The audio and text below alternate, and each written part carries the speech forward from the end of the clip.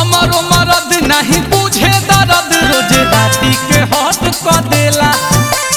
करे न जियान होई साचल सामान ई पालन पूरा रहत क देला अब खुदिया के जगह हो। अरे हमारो मरद नहीं बुझे दर्द रोज राती के हट क देला अरे करे न जियान होई साचल सामान ई पालन पूरा रहत क देला सुत जाता ने चाहे निखारे आ रात भर जवानी हमर कहरे आ खूंटा पकहियो औरत नाई खे पियावा पलंग पर चढ़त नाई खे चुमक के चुम लेता उठावा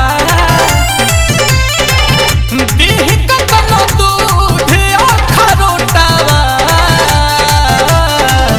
आ ओकरा से आगे बढ़त नाई खे पियावा पलंग पर चढ़त नाई खे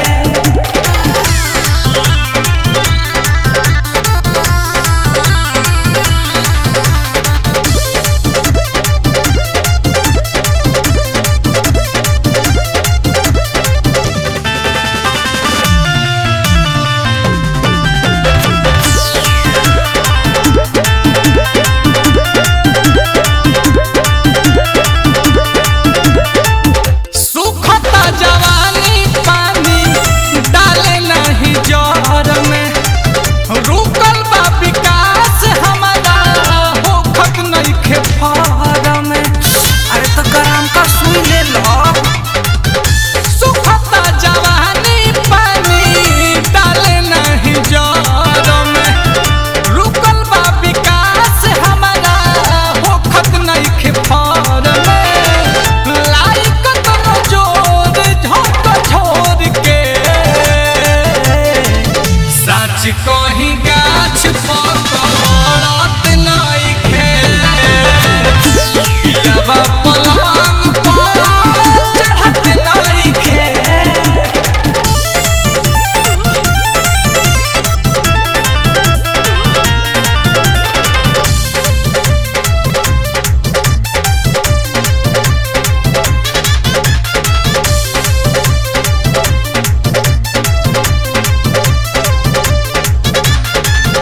करले अमल नहीं पिया नील कमल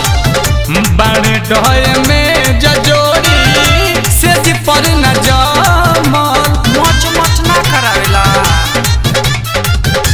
करले अमल नहीं पिया नील कमल बाण डय में जजोरी से जी पर न जमल दोस्त दोस्त के बकुलिए गाड़ी को बंगम से लड़त नहीं खे पियावा पलंग पर चढ़त नहीं खे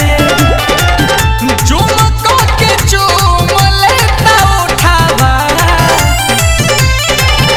दीह कतनो दूध अखरोटावा